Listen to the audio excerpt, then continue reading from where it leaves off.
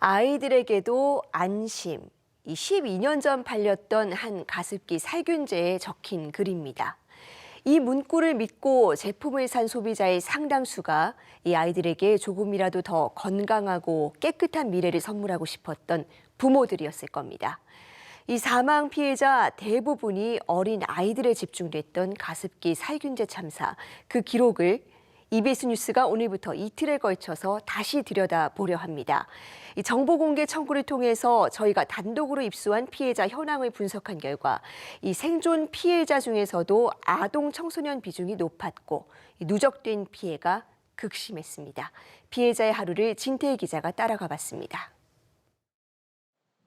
새벽 5시 반부터 전주에서 달려온 버스가 서울로 들어옵니다. 왕복 6시간의 만만치 않은 여정이지만 언니부터 아버지까지 온 가족이 총동원됩니다. 주변에 도움 없이는 짧은 거리조차 이동이 어려운 막내를 위해서입니다. 한 달 만에 다시 찾은 정신과 진료실. 사람을 만나는 게 아직 두려운 동생은 언니를 대기 시간 내내 꼭 껴안습니다. 인생이 전부 다 망가졌으니까, 그러니까 이 병도 생기고 마음의 병도 생기고 모든 게 자기는 다 무너졌다고 생각을 하거든요. 언제 끝날지도 모르는, 예를 들어서 아이의 문을 언제 바깥으로 열지, 그게가 지금 제일로 힘들거든요. 태어난 지 3개월 만에 가습기 살균제에 노출된 막내는 숨을 못 쉬고 쓰러지길 반복하다 초등학교 5학년이 되어서야 중증 피해자로 인정받았습니다. 몸과 마음이 무너진 막내가 유일하게 입을 떼는 순간은 누리치료 선생님을 만날 때입니다. 찾고 있는 거 있어 혹시? 그게 왜 가습기 살균제하고 연관이 있냐라고 생각하는 분들도 계시겠지만 학교를 자주 못 나가니까 좀 소외가 되는 거죠. 그래서 항상 그 자리는 비우고 너 오늘은 왜 왔어? 뭐 라든지 아니면 너 목에서 내는 소리가 너무 신경 쓰여.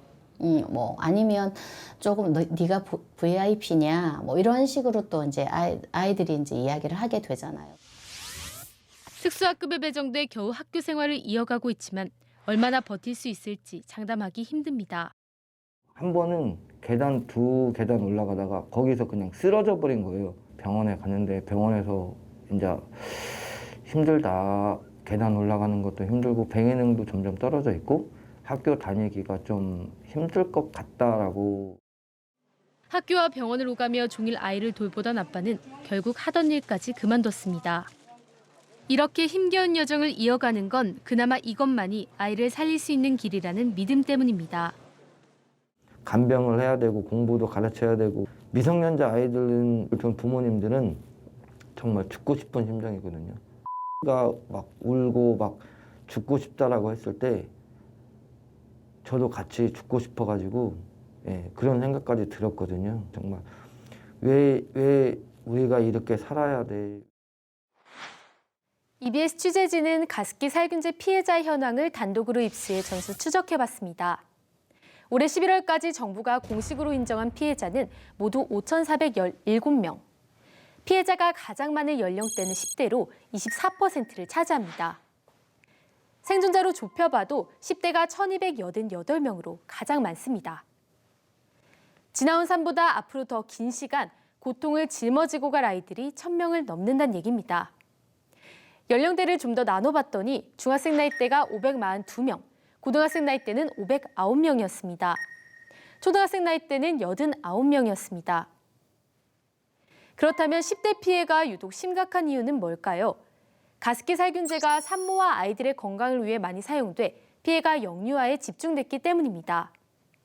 방바닥에 이렇게 이제 엄마랑 같이 있기 때문에 살균 성분이 지속적으로 땅 아래쪽으로 떨어지다 보니까 방이나 침대에 누워 있는 영유아들에게 집중적으로 노출이 되는 그런 거고요. 또 똑같은 노출이 된다 하더라도 아이들은 체중당 노출량이 훨씬 더 많아요. 어른보다.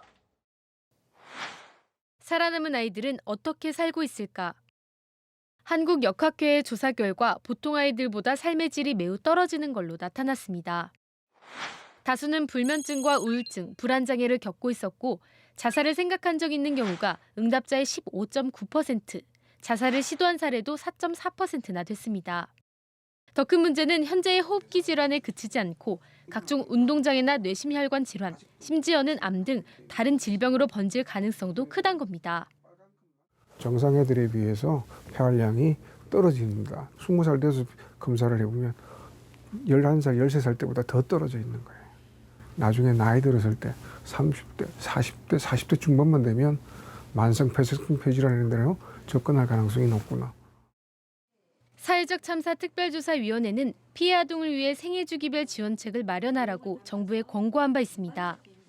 하지만 아직도 뚜렷한 해결책이 없습니다. 그러니까 사실상 거의 이행을 하지 않고 있다고 뭐 기존에 했던 이전 정부에서도 했던 그 지원 수준에서 조금 더 지속하고 있는 정도로밖에 보이지 않았습니다. 유례없는 참사가 벌어진 지 12년. 하지만 고통을 온전히 개인이 떠안아야 하는 현실은 변하지 않은 채 또다시 한 해가 저물고 있습니다. EBS 뉴스 진태입니다. 이 어린이와 청소년에게 더 가혹했던 가습기 살균제 참사. 오늘도 저희가 취재한 단독 보도로 시작하겠습니다. 이 생존 피해자 10명 가운데 3명은 이 10대 이하 연령대에 집중됐고 그 숫자도 1000명이 넘는 상황인데요. 이 한창 공부와 치료를 병행해야 할 이 아이들에 대해서 이 정부가 교육 지원 대책을 마련했지만 실제 제도의 혜택을 본 사례는 5% 정도에 불과한 것으로 나타났습니다. 생색내기에 그쳤다는 비판이 나오고 있습니다. 진태희 기자입니다. 저는 그냥 여중생입니다. 항상 생각하지만 가습기 살균제를 사용하지 않았더라면 학교에서 얼마나 행복하게 뛰어다녔을까라는 생각이 드네요. 제 손목에는 아직도 링겔 바늘이 들어갔다 나온 자국들이 너무나도 많고 힘든 시기를 겪어왔습니다.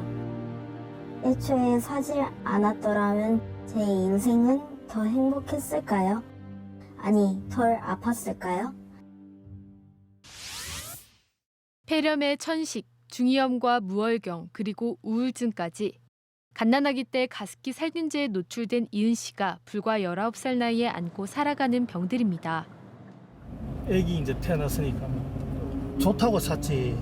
어느 날 갑자기 네가 막 계속 열이 나고 그러니까 얘가 몸이 좀 약한갑다. 약하게 태어났는갑다. 하니 세월을 흐린 그게 아니더라고. 중학교 과정은 대안학교에서 겨우 마쳤지만 고등학교는 2달을 못 버티고 그만뒀습니다.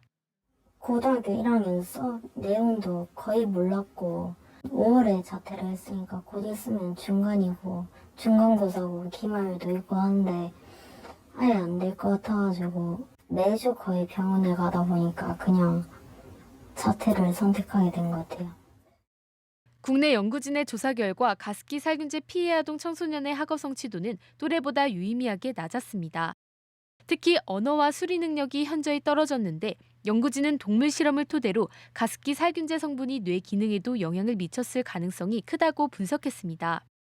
체계적인 치료와 함께 교육적 지원이 절실한 상황. 교육부도 환경부와 함께 4, 5년 전부터 가습기 살균제 피해 학생들을 지원하기 위한 대책을 마련했습니다. 치료 때문에 학교를 결석하면 질병 결석으로 인정해주고 피해 증명서를 내면 추가로 진단서를 낼 필요가 없도록 하는 등의 내용이 포함됐습니다. 얼마나 제대로 이뤄지고 있을까? EBS 취재진은 가습기 살균제 피해 학생들의 학사 지원 현황을 언론사 최초로 입수했습니다. 올해 1학기 기준 가습기 살균제 피해 학생 중 학사 지원을 받은 건 57명뿐이었습니다. 1000명이 넘는 학령기 생존 피해자 중 단 5%에 불과한 겁니다.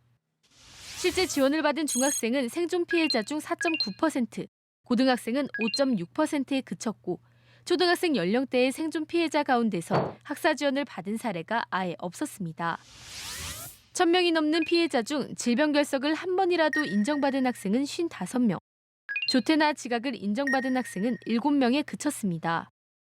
치료와 공부를 이어갈 수 있도록 한 최소한의 행정 지원마저 유명무실한 겁니다. 교육 공백으로 생기는 학습 결손 문제에 대한 대책은 거의 없다시피 합니다. 호흡기 곤란으로 해서 체육 활동하기도 좀 힘들고 정서적으로도 여러 가지 좀 고통을 받고 있는데 이런 부분에 대한 맞춤형 지원 이런 부분이 거의 없다. 중장기적으로 추적 조사를 해서 아이들이 이걸로 인해서 어떻게 삶의 질이 바뀌게 됐는지. 한국역학회의 조사 결과 가습기 살균제 노출로 후유증을 입은 청소년들이 따돌림이나 차별을 겪은 경우는 15%, 학교를 제대로 못 다니거나 중단했던 사례도 7.7%나 됐습니다. 하지만 범정부 차원의 대응 속에서도 교육부는 가습기 살균제 피해 학생의 규모조차 제대로 파악하지 못하고 있습니다. 더 안타까운 건 지금의 현실을 개선할 대책 마련도 검토하지 않고 있다는 겁니다. 학교 내에 보건실 이용 등 건강관리 지원이나 다른 학생들에게 불필요한 오해가 발생하지 않도록 필수한 배려를 해달라라는 형태의 당부 내용을 담아서 안내가 되어 있는 거죠. 제도적인 측면은 추가적인 사항은 저희가 검토한 바는 없습니다. 살아온 날보다 살아갈 날이 더 많은 아이들. 몸과 마음의 남은 상처를 극복하고 미래로 가기 위해 최소한의 교육권이 절실하지만 제도의 사각지대에 방치되고 있습니다. EBS 뉴스 진태입니다. 네, 이 문제에 취재한 진태희 기자와 조금 더 자세히 짚어보겠습니다. 진태희 기자, 그동안 이 가습기 살균제 피해자 가운데서 이 교육적 측면에서 좀 어떤 대책이 이루어지고 있는지, 실제로 얼마나 혜택을 받고 있는지 확인된 바가 전혀 없었는데요. 이 자료가 공개된 게 이번이 처음이라고요. 네, 그렇습니다. 모든 결석계는 수기로 작성이 됩니다. 전국 시도교육청에서 이 수기로 작성된 결석계를 각 학교에 일일이 확인하도록 해 가습기 살균제 피해 학생 가운데 질병 결석을 인정받은 상세 현황을 처음으로 찾은 건데요. 이런 복잡한 절차를 거쳐야 했기 때문에 해당 자료를 받는 것도 요청한 지 한 달이 넘은 시점이었습니다. 결국엔 이 아이들에 대한 관리가 제대로 안 되고 있다는 겁니다. 예, 그렇다면 이들에 대한 학사 지원은 지금 어떻게 이루어지고 있습니까? 네, 피해 학생들이 정부로부터 학사 행정에 대한 지원을 받기 시작한 건 4, 5년 전쯤부터인데요. 질병 결석 인정과 함께 장기간 학교 출석이 어려우면 원격 수업이나 대안학습을 피해 학생들에게 우선 제공하는 식으로 지원이 이뤄지고 있습니다. 앞서 피해 학생들과 학부모가 잦은 병원 치료와 입퇴원 때문에 학교 생활에 어려움을 겪고 있다고 계속해서 문제를 제기하자 이런 지원책을 만든 건데요. 하지만 아직도 갈 길은 좀 멀어 보입니다. 학부모와 학생들은 그나마 있는 지원도 체감이 어렵고 그 지원조차도 충분하지 않다고 말하는데요. 실제로 취재진과 연락이 닿은 피해 학생 중 한 명은 잦은 결석으로 수업을 제대로 따라가지 못하고 있었고요. 또 다른 학생은 집에서 원격 수업을 듣고 있기는 하지만 학습에 별다른 도움을 얻지 못하고 있다고 전해왔습니다. 이 아이들이 학교에서 잘 적응하고 공부하기 위한 실효성 있는 대책은 사실상 전무한 겁니다. 네, 이 피해 학생들이 앓고 있는 질병이 한두 번의 치료로 끝날 것들이 아니지 않습니까? 좀 장기적인 지원이 필요한데 이런 상황이면 학교를 그만두는 경우도 적지 않을 것 같아요. 어떻습니까? 네, 그렇습니다. 하지만 문제는 학교를 그만둔 가습기 살균제 피해 학생들이 얼마나 되는지 제대로 파악이 안 되고 있다는 건데요. 교육부의 2011학년도 이후 가습기 살균제 피해로 학교를 유예, 면제, 자퇴한 사례가 얼마나 되냐고 물었더니 단 2건에 불과했습니다. 대전에서 1건, 경남에서 1건 있었다고 집계됐는데요. 교육부는 취재진에 전국의 학교가 17,000개가 넘는데 계속 이 현황을 파악하기는 어렵다면서 이 통계 역시 일부만 파악됐을 가능성이 크다는 취지로 설명해왔습니다. 나이스에 등록된 걸 파악한 결과라면서 자기의 피해 사실을 직접 쓰는 아이들이 없을 수 있다라는 이유에서입니다. 당장 취재진이 만난 고등학생도 가습기 살균제 피해로 학교를 도중에 그만뒀지만 여기에는 포함이 되지 않았습니다. 네, 저희가 계속 교육적인 지원을 얘기하는 게 이 피해자 대부분이 10대 이하 청소년 계층의 좀 연령대에 집중이 되어 있기 때문인데요. 그런데 이 교육적인 지원 말고도 이제 곧 가습기 살균제 참사가 13주기를 맞는데 제대로 된 지원이 전반적으로 이루어지지 않고 있는 것 같습니다. 네, 전문가 이야기를 좀 종합해 보면요. 가습기 살균제 참사가 밝혀진 2011년부터 지금까지 피해자 구제와 지원을 위해 정부가 취해온 방법은 입증 후 지원입니다. 그러니까 지금 갖고 있는 질병이 가습기 살균제 때문인 게 맞는지 입증하고 맞으면 지원이 이루어지는 방식이었던 겁니다. 그런데 이 인과관계를 입증하는 데만 많게는 수년이 걸립니다. 만났던 취재원들도 피해 신청 후 구제받기까지 2, 3년 정도가 걸렸는데요. 피해 인정을 받기 위한 대기자 역시 굉장히 많습니다. 정보공개 청구를 통해 입수한 자료를 보면 올해 11월 기준 판정 대기자나 철회자, 인정받지 못한 경우는 전체 신청자 중 7,800여 명 중 2,400여 명이나 됩니다. 상황이 이렇다 보니 피해자들을 위한 생애주기별 지원과 같은 실질적인 지원 방안에 대한 논의는 상대적으로 소외되는 게 현실입니다. 신속한 판정과 적절한 배보상도 물론이지만 피해자들의 고통을 덜어줄 실질적인 해결책도 함께 강구할 필요가 있어 보입니다. 예, 지금 참사가 알려진 게 12년이 됐는데 아직까지도 국가와 기업의 책임 문제를 두고 법정 공방도 이어지고 있다고요. 네, 그렇습니다. 사법적 판단이 매우 더딘 상황인데요. 일부 가습기 살균제 제품에 국가 인증인 KC 마크를 부여한 산업부나 진상규명과 피해 교제에 미온적이었던 환경부와 질병관리본부 등 여러 정부기관의 책임이 큰 사건이지만 아직 국가 책임에 대한 법적 인정은 제대로 이뤄지지 않고 있습니다. 기업의 책임을 묻는 법적 공방도 계속해서 이어지고 있는데요. 다음 달에는 가습기 살균제 제품을 다수 판매했던 SK케미칼과 애경산업, 신세계 이마트 전현직 임직원들의 항소심 결심 공판을 앞두고 있습니다.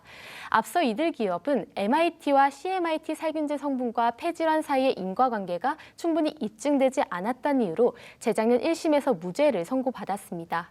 한편 PHMG 살균제 성분을 사용한 옥시레키 벤키저, 롯데마트, 홈플러스 등 제조사들은 안전성 검토를 미흡하게 하고 위험성을 알고도 개선하지 않아서 모두 유죄가 최종 선고된 바가 있습니다. 네, 많은 피해자들이 또 이 10대 청소년들에 집중이 되어 있습니다. 이 평생 고통을 짊어지고 살아가야 할 이 아이들을 위해서 이 실효성 있는 지원책이 마련되기를 바랍니다. 진태 기자 수고했습니다.